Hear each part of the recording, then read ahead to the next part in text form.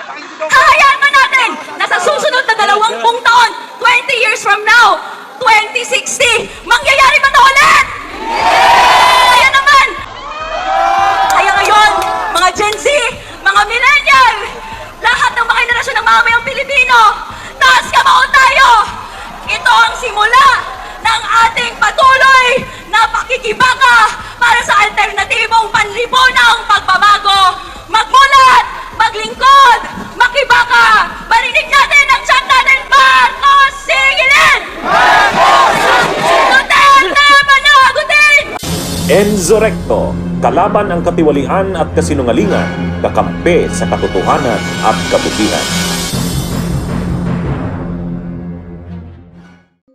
Sa lahat ng mamamayang Pilipinong nandito at binabaha ang luneta, ako po si Renego, hindi ka ano-ano, sinasabi ng ilan. Ako po si attorney ko, attorney mo, attorney nating lahat. Ang kinakawan ng boses ng kabataan sa ika-20 Kongreso. Gusto kong marinig, nasaan ang kabataan?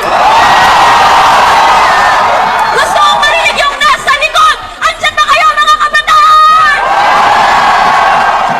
Sino dito ang nasalantana ng baha? Taas ang kamay! Isang tanong sa inyo, galit ba kayo? Gets ko kayo. Kami po sa Malabon, 2 taon nang sunod-sunod sinasalanta ng baha. Ito rin ang experience ng iba't ibang bahagi ng Pilipinas. Pero, imagine nyo, 1.5 trillion pesos ang binuhos sa flood control projects noong pagkapangulo ni Arroyo. At alam niyo po ba, dyan sa 1.5 trillion na yan, yung 1 trillion pesos kay Marcos Jr. lang.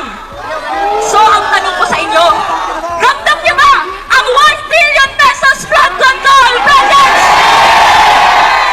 Pues kung hindi niyo ramdam, kung hindi natin ramdam, ramdam na ramdam ng lahat ng mambabatas, lahat ng DPWH officials, ng district engineer, yung mga may pakana ng pambansang budget, lahat ng mga nakakickback dito sa sistema na korap.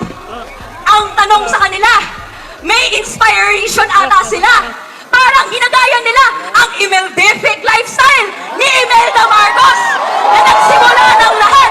Bumili gamit ang kaban ng bayan ng ginintoang alahas, mga designer shoes, mga clothings na ginagawa ngayon ng mga diskaya, ng iba't ibang mga nepo babies, at lahat po ng sangkot sa korupsyon. Pero alalahanin natin, sino ang OG Nepo Baby? At ngayon, ang OG Nepo Baby na si Marcos Jr. ang may hawak ng budget ng bansa kung saan pinupuri at patuloy niyang binabaha ang kanyang mga kapamilya, kaibigan ng budget na ito. Payag ba kayo dito? Mga kabataan, galit ba kayo dito? Mga kabataan, mga kababayan ko, makasaysayan ang ating galit.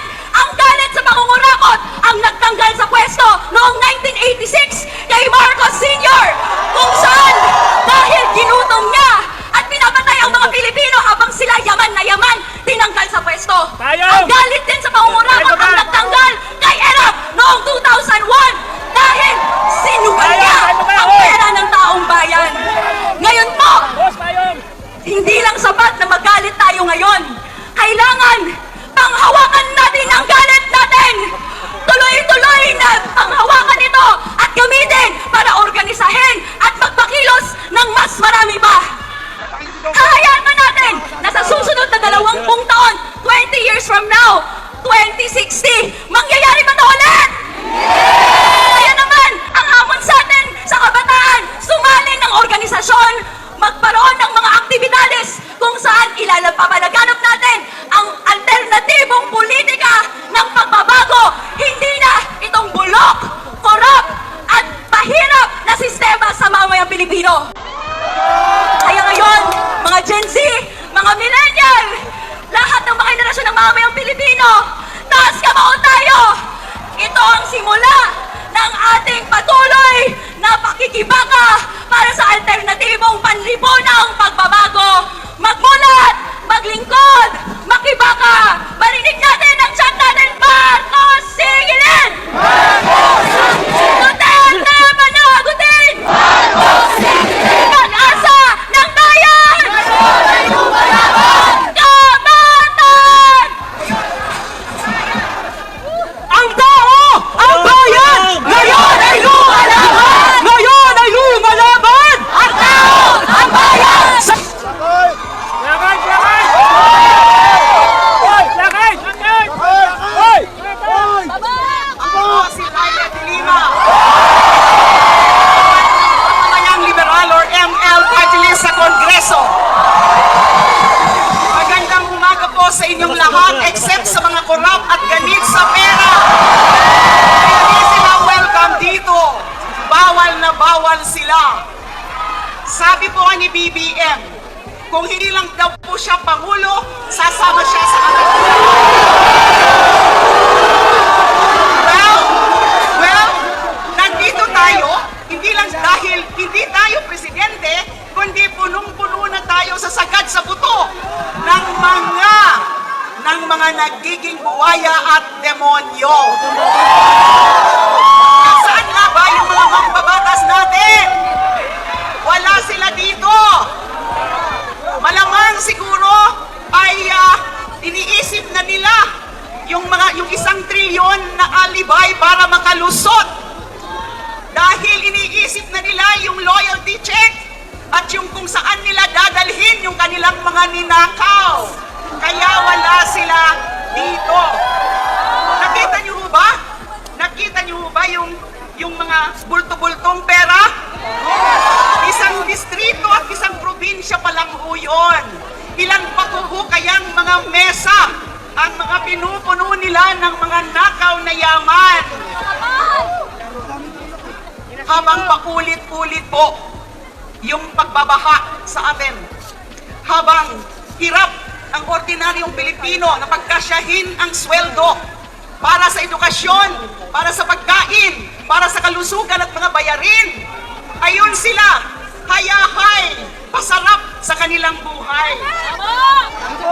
Nagpapakahirap sila, habang nagpapakahirap sila at binubuhusan ang ating taong bayan. Saan napupunta? Pang-abroad nila, pambili nila ng Rolls Royce at ng Richard Mille para lustahin sa mga luho nila. Bulyawan po natin sila. Ang kapal ng mukha nyo! Sigaw po tayo! Ang kapal ng mukha nyo! Ang kapal ng mukha nyo! Mas makapal pa sa semento ng mga flood control projects. Huwag nyo na po kaming paikot-ikutin. Cellphone, bye Sa bye! dami ng ninakaw nyo. Hoy! Napapalubog na po kayo. Tumataob na po kayo. Tama yan, maglaglagan na po kayo. Kayong mga nagsabuatan. Kayong mga sindikato. Cellphone! Hindi dapat kayo sa gobyerno. Wala dapat kayo sa Kongreso at sa Senado. Dapat nandun kayo sa preso. Sa lawak at lalim ng mga korupsyon na yan, hindi uubra ang mga mababaw at mga tingi-tinging pag-iimbestiga. Kailangan may ipin. Kailangan tunay na independent ang komisyon. Excuse me. Hustisya. Hustisya! Hustisya! Hustisya! Hustisya! Dapat lahat panagutin. At kung talagang seryoso si BBM, excuse me, he must certify House Bill number 4453 as urgent. Wala dapat sayanging oras. Enough is enough! Kayong mga po! Maraming salamat po! Bunyog, bunyog, halikan na kasama ka. Bunyog, kapag buklod ay may pag-asa. Luzon, Visayas, Mindanao, isa ang pananaw. Sa bagong Pilipinas ang bunyog, isip sumisigaw. Bunyog